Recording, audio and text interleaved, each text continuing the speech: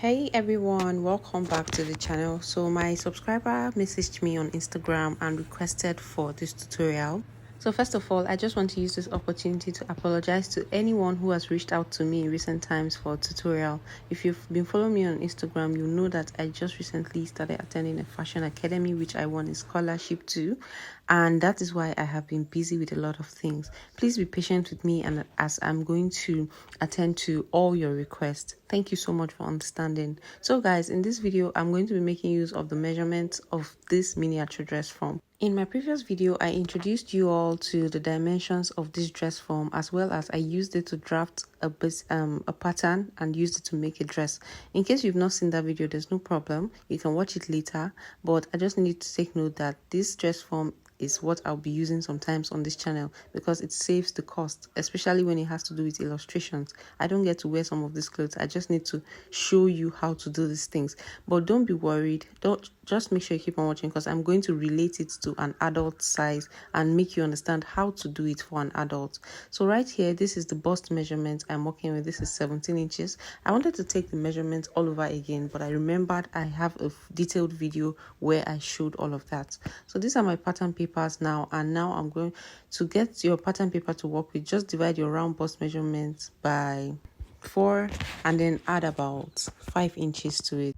So this works for even an adult size. And now I divided my round bust measurement by 12 and I got 1.4 inches. This is to get the neck width of any size at all. I got 1.4 inches, but since this is going to be a collar dress, I used 1.1 inch. So if you're doing this for an adult, if the neckline is 3 inches normally, make sure you're using 2.5 inches as the neck width, because you don't want the neck width too wide because you'll be working with a collar. So now I divided the shoulder measurement by 2. You're going to do this normally even if you're working with an adult size. And when you're coming down for a shoulder slope, use 1 inch. Because this is a miniature dress form, I used just half of an inch. Then I connected it back to the neckline width. After doing this, I went ahead to get my round bust measurement divided by 4, and in this case I added 2 inches to that measurement. If you saw clearly, I did not use 17 inches again. This is because this is going to be like a blazer dress, but it depends on what the person wants. If the person wants a fitted dress, please make sure you use the original round bust measurement so that it is fitted. It depends. Just ask what your client wants or whoever you're making the dress for. And now I just came down and brought back down the shoulder divided by 2 line down on the chest line so that I can connect the armhole. These are things you do normally, and I'm sure you should understand how to do these things by now. So I actually realized that I did not get the chest line. So for a normal adult, make sure you divide your round bust measurement by 6 and you add 1 inch. Then you take that measurement that you got from the 1 inch that you came down at the shoulder slant. That's going to serve as your armhole line. So now I just did the normal process and I connected the armhole. The next thing I went ahead to do is to get the bust band measurement. And to get the bust band measurement, simply divide your round bust measurement divided by 8 and subtract 1 from that answer. I got 1.1 inch. So I placed that on that line, and then on the sides I used half of an inch on both sides, only at the waistline. Please take note, this is just at the waistline. Sorry, at this point I did not mark my lines. This would have been easier to understand. You're taking your darts only at the waistline. Then now you come up at this point, at the full length point, and then you go up by about 2 inches for an adult. This is a miniature dress form, so I went up by just 1 inch. So go up by 2 inches. And then at the chest line, just come down by 1 inch, and then that is fine. That is 1 inch below the chest line and then 2 inches above the full length. Then I connected this. I tried to get the midpoint of the armhole, and then I connected it to that point. This is how you're going to do it even when you're making it for an adult. Okay, so I connected that dart to that point like this. And please, if you're making this for an adult, use 0.75 inches darts on both sides, both for the front bodice and the back bodice. It doesn't matter how big the person is, use only 0.75 inches on both sides of the dart line. So I connected it back to that point like this, and I just smoothened it a little so that I don't have any sharp edges. So it was at this point I realized I was supposed to label this so that it's easy for you guys to follow up. So this is the waist and the bust and everything. So this is how it is. At the back, you don't need the bust line. Anyways, that was just a mistake by me. So if you look closely, you see that dart was taken only at the waistline. You had not taken any other dart, only at the waist point. And please, anytime you connect anything like this, make sure you go up by half of an inch at the armhole area and you create your new armhole. Because when you cut out this paper and you're trying to join it back, you're going to have shortage if you do not extend the lines, just like when you're crafting your princess dart bust here. Okay, so what I did now was to mark my round hip measurement divided by 4. I marked every other measurement and I added 2 inches to all the circumferential measurements except the waist round. The waist round remains the same so that it will have a nice fitting at the waist area. Okay, so I marked 1 inch allowance, and at the waist point I replaced the darts and then I added 1 inch allowance. Please note I'm only replacing that on the waist point where I took in 0.5 inches, which I've told you that when you're making for an adult, make sure you use 0.75 inches on both sides. So this is what I mean. When I took my round waist measurement divided by 4, I marked it and then I added the inch that I took there on that dart. I replaced it first before adding the sewing allowance. Okay, don't forget to do this. When you take the darts that I talked about that you'll be taking only on the waistline, make sure you replace the darts before you add your sewing allowance. And this is going to be done only on the waistline. So after doing that, I just connected down to the hip line. Don't forget, I told you you're adding 2 inches to the round measurement before you divide by 4. Okay, so on the waistline, when you're drafting this pattern, come in by about 0.5 inches or 0.75 inches and then you connect it straight to the neckline area. Don't forget to do this so that it will take out the bulge from the back. And now that's all for the back piece. Now we are coming straight to the front part. Now there's a twist at the front which I need you to understand. Before you start taking your measurements, please take note that you should mark about 4 inches. For an adult, please make sure you mark about 4 inches and rule the line first before you start taking the measurements. This is a miniature dress form and that's why I marked only 2 inches. So you now start marking your shoulder measurement divided by 4. You mark your round bust measurement divided by 4. You know, everything you do normally to create your armhole, you do that from that line I asked you to mark. So that I just came to the back now to confirm the width I used, and I'm taking that line from that line as well.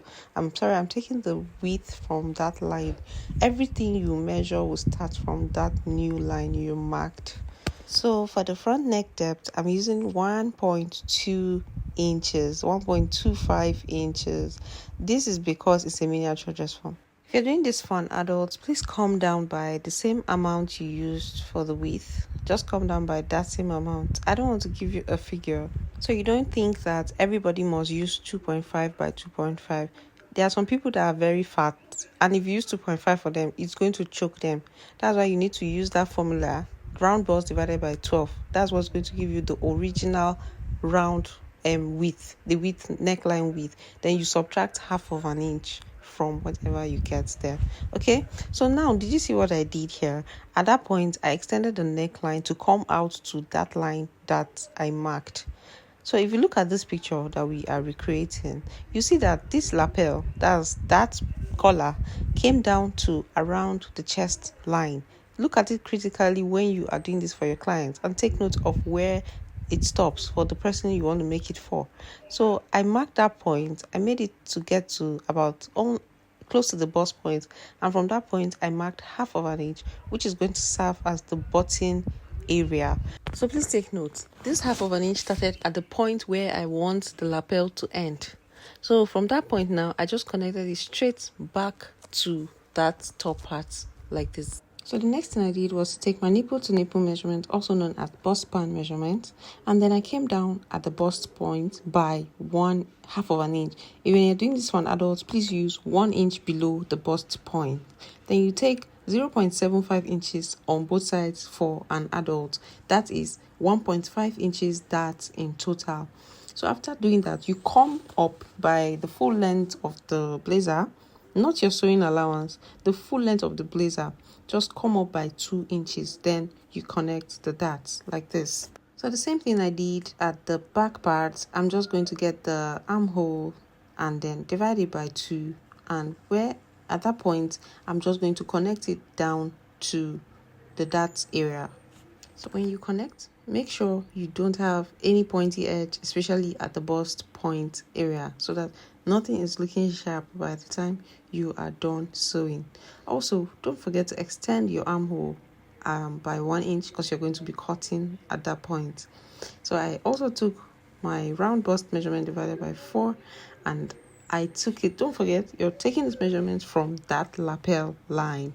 Don't make the mistake of taking this measurement from the center of your paper. Okay, so just like I did at the back, I'm going to mark my round waist measurement, my exact round waist measurement divided by 4, and then I'll replace the dart I took before I add my seam allowance. I decided to add 1 inch as my sewing allowance, but please, when you're making this for someone, make sure you are using up to 1.5 inches or even 2 inches so that you are on the safe side in case there's any issue at any point. So that 1/2 of an inch I marked is going to be where the buttons would sit. And now I'm just trying to label this lapel, or it can also be referred to as the collar. So one more thing I did not talk about in detail is that when you're cutting this dress, the full length you work with, make sure you remember that you're going to be adding pleats at the bottom part. So in case you want the full length of your dress to be 36, for example, make sure you consider how many inches you want for the pleats. So if you want your pleats to be, for example, 4 inches pleats, make sure you are working with length 32. So that when you attach the pleats, you're going to have 4 inches remaining that will be completed by the pleats. I hope this makes sense. So just go ahead and watch how I'm going to cut all of this out so that you are not confused. It's very important to label your patterns so that even if you drop them anyhow, you'd understand what you've done when you're ready to cut. At the end of everything, this is how your collar is going to fold to the back, like this, while your collar is going to complete it from the other part on top. So watch me as I cut the back area. I'm starting with the contouring at the midpoint. Just cut out yours and follow the shape you get there. So cut out the darts and follow the curve like this, and cut out at the extra 1 inch on the shoulder area. Cut out the neckline as well, and make sure you label your patterns. I'm labeling this center back and side back, CB and SB. So I had very little fabric and I just had to work with what I had. So I dropped these fabrics like this, and you really need to see how I'm going to cut this so that you don't get into any trouble. So since I added 1/2 of an inch at the bottom part, which will be used to join the pleats to it, I did not add any allowance at that point. Now on the side, which is going to be joined on the center panel, which is going to join to the side, make sure you add 1/2 of an inch. And on this center front where you have the lapel, make sure you add 1/2 of an inch as well, because you'll be turning it with a lining. Okay, so make sure you notch as well on the waistline, just to help you remember and place your fabrics appropriately while you are joining. So cut out the neckline as well, and that's all about the center front panel. So after doing this, now I just notched at the part where the lapel starts from. This is going to help you when you are sewing. Make sure you do that as well. I also gave the fabric some marks so that I'll know where the back is and where the front is. So this is the back, and the center back is going to be open as well. So cut on that part, add 1/2 of an inch, and add 1/2 of an inch to join the side, the center to the side. So this is the facing I'm cutting for the back. Cut your facing just as you would normally do. For an adult size, make sure on that shoulder area you are adding up to like 3 inches on this part I'm cutting right now. This is a small dress form, so obviously 3 inches will be too much, but make sure you have up to 3 inches on an adult sized dress. So this is what it looks like. And now to cut the facing for the lapel area, I'm just going to place one of these front areas on this fabric and I'm going to cut out. So one thing you need to take note of at this point is that the fabric you use as the lining matters a lot. That is what you have when you turn over. So if you do not use a different fabric, just as you have on the thumbnail, you would not have that different color mix just as required. So I used a red fabric as the lining, and that is why we have a touch of red, as you can see in this picture on the final product. So after tracing the lapel area, just cut out the neckline as well, the same way it is. Create that notch as well on where the lapel area starts. And then on the shoulder area, make sure you have up to 3 inches on the shoulder area, just as I explained earlier for the back facing. Then when you mark that 3 inches, that's for an adult size, connect it back and make sure it is crossing the bust span line. For example, the smallest adult midpoint bust span measurement is 3.5 inches. Make sure you have up to 4 inches and then you connect it down to the lower part like this. Except you have enough fabric to work with and you want to use the same fabric as the lining, then you can go ahead with that. But for this particular lapel lining, make sure you are working with the fabric you want to show on when the lapel is folded. So this is going to be joined like this together, and this other part is going to be joined to get the front part of this dress. So just as you would normally do when you're joining your princess dart bustier, make sure you join them from the bottom to the top part. I have a video where I showed how to do this. In case you don't understand, you can watch that video. I did everything at the back and look how squeezed is looking. You make sure you press. Make sure you iron this, give it notches, and you lay them flat. So I took this to my sewing machine and I ironed it properly, and look how nice it is looking now. So this is that armhole area where we had to add 1 inch. It's better to have excess and you trim it off like this than for your armhole to be short. So this is what it looks like, and now this is the front area. So I'm going to join now front facing front at the shoulder, and after doing that, I'm also going to join the facing I cut out as the lining. This video was already getting too long, so I couldn't show you how to cut the collar, but I have 2 different videos on this channel where I have shown in detail how to cut a collar, so I couldn't show that part. So from that neckline, that lapel point where I notched initially, just come to the front of that point by maybe half of an inch or 1 inch. I think half of an inch should be just fine. And then you take your round measurement and you create your collar. In case you don't know how to make a collar, I'm going to link that video now to this video so that you can watch it. Remember I told you I was going to join the facings, and then what I did was to place it right side facing right side. Then I used this facing right side facing right side, and I stitch from the beginning of the lapel area to the other beginning of the lapel area, if that makes sense. By the time you practice this, you're going to understand this better. I also stitched down on the 2 front open sides at the center front before turning it over to the front, to the right side, and this is what it looks like. At this point, a lot of ironing is required, because if you don't iron, it's not going to lay properly. So I took this to my ironing table. I ironed it properly. I made use of hemming gum to place everything in place and the necklines. And this is a very small fabric, so it was quite difficult to work with. So make sure you stitch with the allowance you added for sewing. And then the last thing you need to do is make sure you overlap one side. One side will overlap. It doesn't matter where you choose. Just make sure you create a stitch by half of an inch, because that is what we left for the button area. Then you take your measurements below, then you attach your pleats, and that is all about this dress. It's not difficult. Then you decide the choice of sleeve you want and you attach it. Thank you very much if you watched this video till this point. I'm on Instagram at ini_vogue. Make sure you reach out to me if you have any questions or any suggestions or any request. Thank you so much for watching, and bye.